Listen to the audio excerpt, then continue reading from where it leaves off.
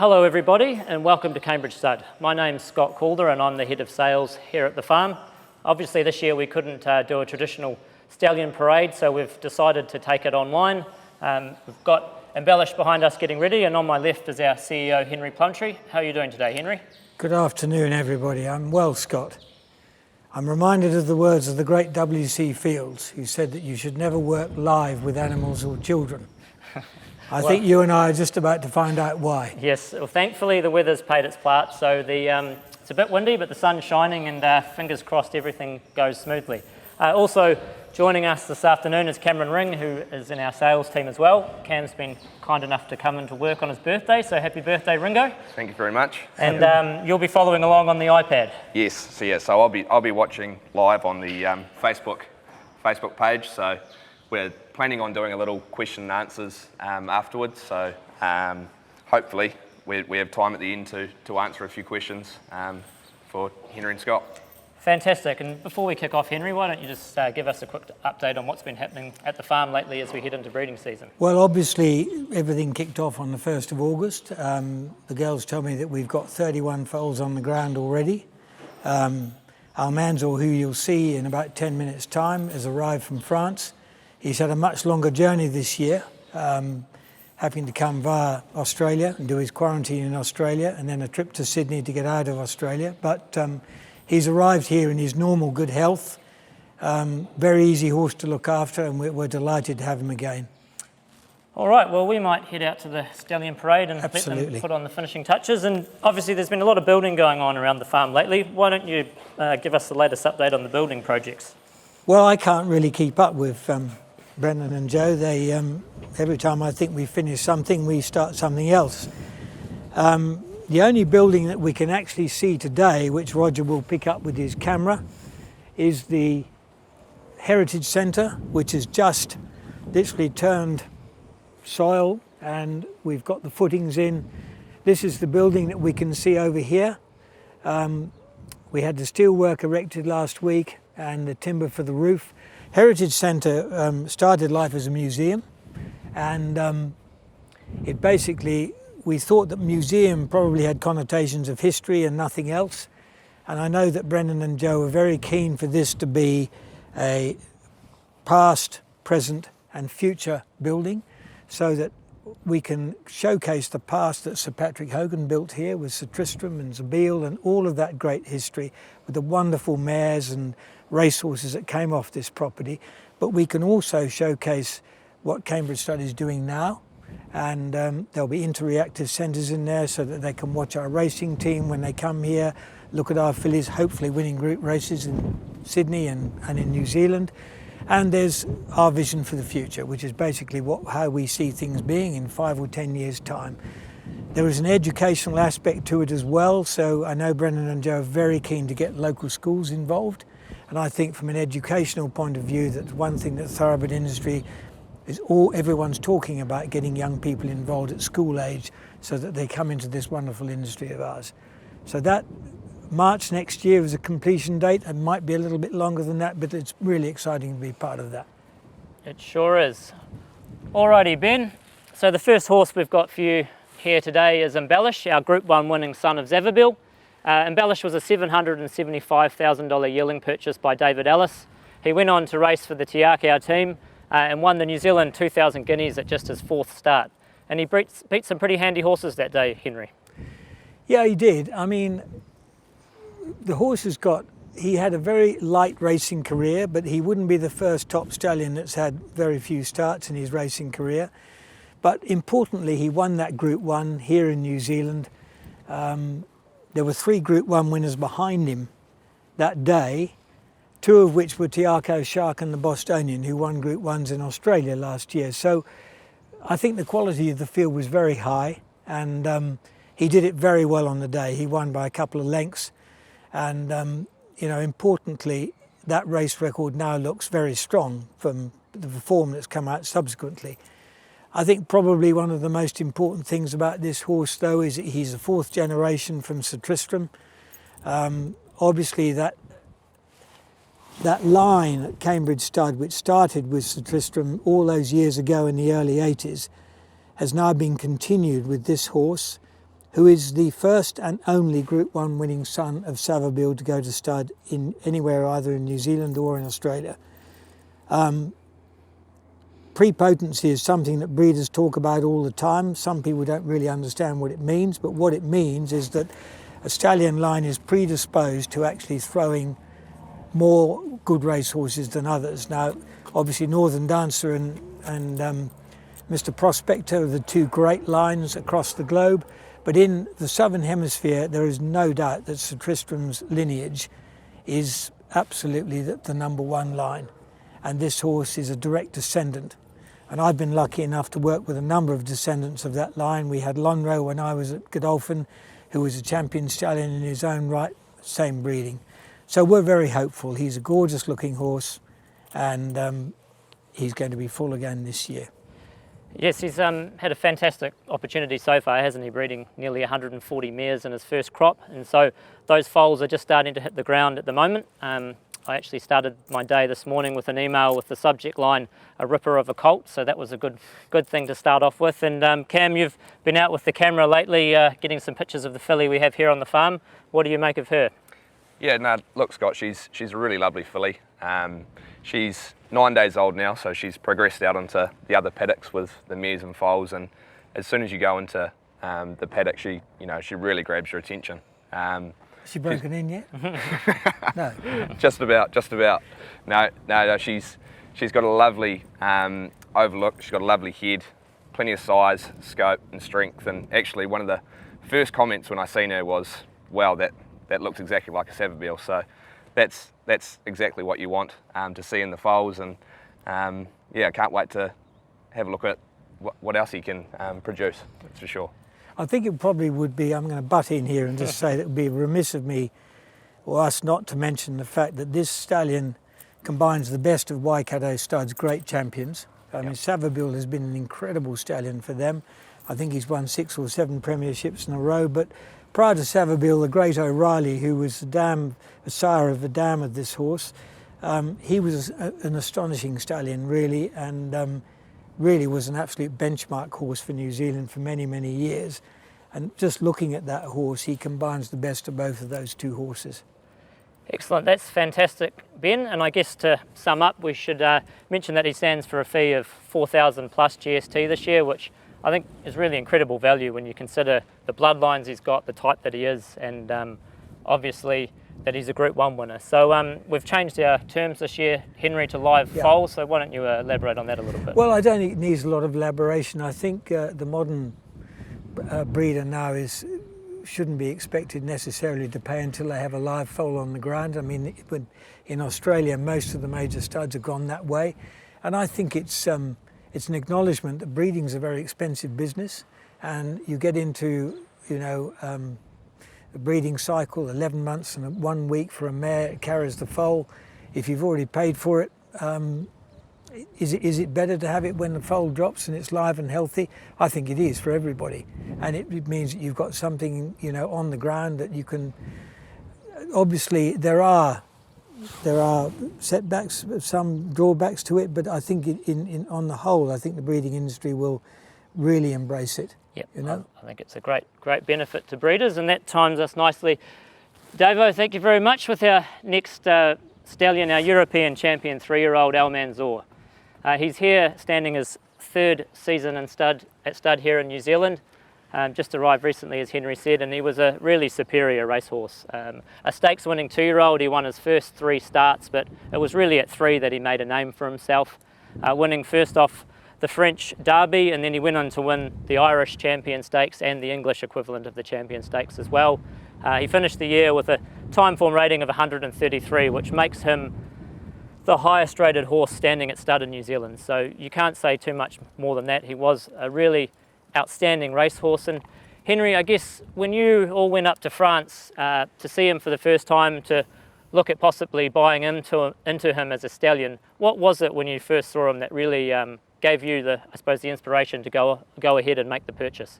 Well, Scott, I think if we go back a step, he wasn't on our radar until you put him on our radar. And to be honest, having a look at his pedigree, which was a little bit French and a little bit off the wall, we weren't completely sure about it, but Brendan decided that we would go and have a look at him because of his race record, which was outstanding, and because of that time form rating that he ended up with.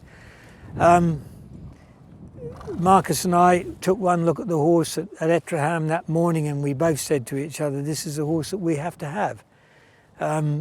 We thought he'd go particularly well in New Zealand. He's a middle distance champion, but importantly, European horses have from time to time been criticised for being a little bit light of bone below the knee. Importantly, this horse had beautiful bone. He's very correct, and you know, he had a lot of presence. Even in those early days when he wasn't long off the race course, he had a lot of presence that day that we saw him at Etterham, and it was a very easy decision, really. When we got him back here to New Zealand, shareholders who basically bought into him sight unseen were obviously delighted with what they saw, and the horse has been supported, you know, amazingly well in the first 2 years at stud.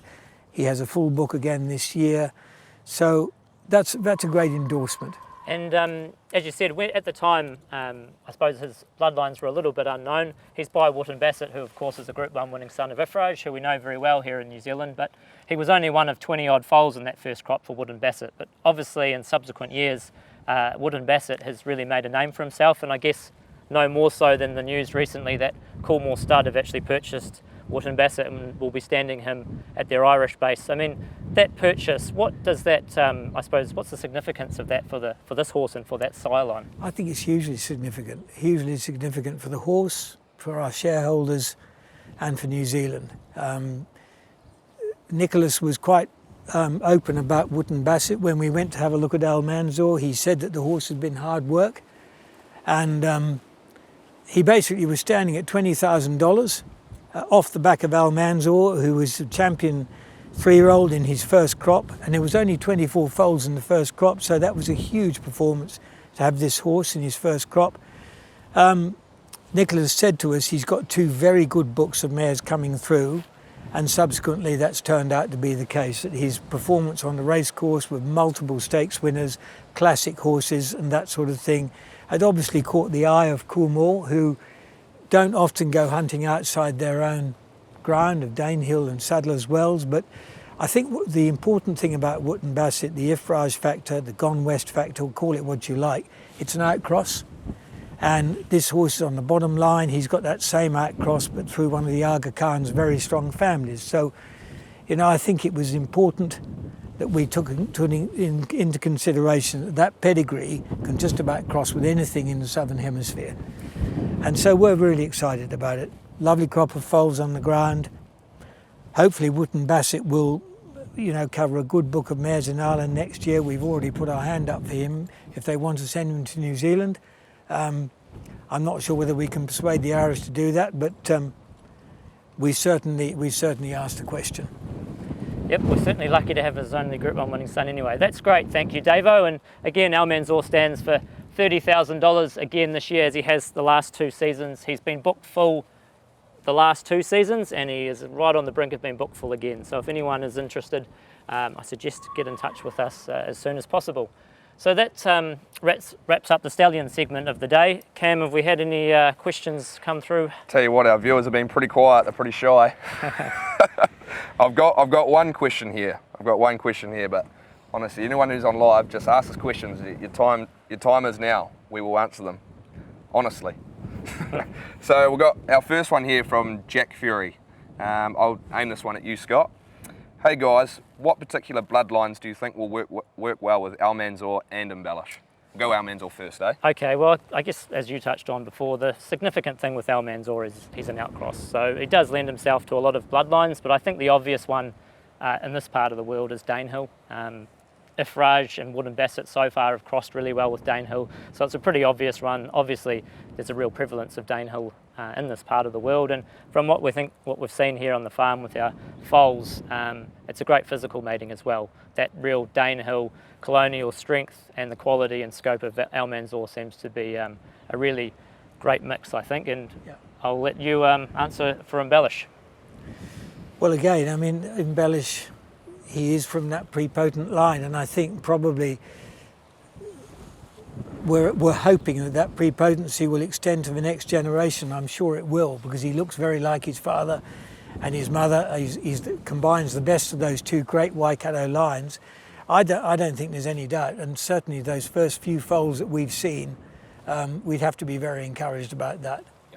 And the fact that Cambridge, we've sent 15 top-class mares to him last year, and I think that will give him a big start as well. I might just elaborate on that, embellish the specific bloodlines. It's very, very handy to have him being by Savabeel. He's been such a magnificent sire, and he's really nicked really well with any Sadler's Wells lines, Dane Hill, obviously O'Reilly, which embellishes a Alvin O'Reilly mare there. Pins as well, talk about the Waikato bloodlines. Yes, exactly. We talk about the Waikato bloodlines. That's kind of the magic recipe that he's missing in his blood is pins. So, and like you said, Probabeel is obviously the star of our show on the racing team, and she's by Savabeel out of a pins mare. So, and I guess for anyone wanting to do a bit of research themselves, we offer a True Nicks mating analysis via our website in the nicking portion, or give any one of us a call at any time. But I guess we'll finish up. We've got a couple. One more question. We've got a couple. We're here. Rosie Matthew, are you looking to stand another stallion? Or Henry? Well, obviously, the best kept secret in England is that we've got Hello Youmzane racing for us up there. He'll be here next year, Rosie. Hopefully, he's going to cover a decent book of mares in France with Nicolas de Chambieu before he comes down here. Nicolas is our partner in this horse, as he is with Almanzor. He will be here for the 2021 season. He's currently a dual Group 1 winner. He's been Group 1 placed twice. He's won 2 Group 2s. He's a fantastic looking horse, and he's got a very interesting pedigree which should really nick with the mares down here. So yeah, we're very excited about him. If you want to follow him, he's running at Haydock in a Group 1 this coming Saturday. Brilliant. Any more time, Scott, or we? We've got probably time for one more. What do you reckon? I tell you what, we don't have much here. Okay. I'll ask a question. How about that? Right. I'll ask a question. No discounts for staff. Exactly. No. Are we planning on sending any Almanzor yearlings over to Australasia? What's our plan there, lads? Where are we going to sell the progeny of Almanzor? Well, as you know, we're really keen to showcase Almanzor to the Australian market. I think it's so important to what we do. So we will have a really strong draft here in New Zealand. We've got 20 odd Almanzors, but we're going to pick a few that we think will suit the right sales in Australia and make sure that they go over there and do well and end up in the right stables. And obviously another part of that is retaining some of the nicer horses, or the nicer fillies out of some of our good families to race too. So it's a big part of it. I mean, I think we're a big vendor, and we live in New Zealand. So I think the Karaka sale has got to be the focus of where we put our best horses. We've picked a small number for select sales in Australia because we don't want to throw every Almanzor we have at Karaka for 2 reasons. One is that it saturates the market and it makes it very difficult for our shareholders and our clients who've bred to the horse to actually sell alongside us. So there is an element of that in our decision as well. But our most important customer is Australia. I mean, they are our biggest buyers and traditionally have been the biggest buyers in New Zealand, and that's where we want to make an impact. So apart from the horses that we sell in Australia, we will be sending specific Almanzor yearlings, which we will retain to race under the Lindsay Racing or Cambridge Stud banner, and they will be going to Australia to selected trainers. Brilliant. Fantastic. And well, that brings us to an end. I guess I'd just like to finish up by saying thank you very much for everybody for tuning in. Obviously things are a bit different this year, but the horses are here. If anyone that would like to come and have a closer look, we're more than happy to show the horses by appointment. So again, thank you very much for joining us. Yep, I'm just add to that to thank everyone at Cambridge, you, Scott and Cameron, Davo and Ben, the Stallion boys, Katie and Mal, who put the polish on the Stallions, and our proprietors, Brendan and Joe. Thank you for joining in, everybody out there, and we look forward to a great season.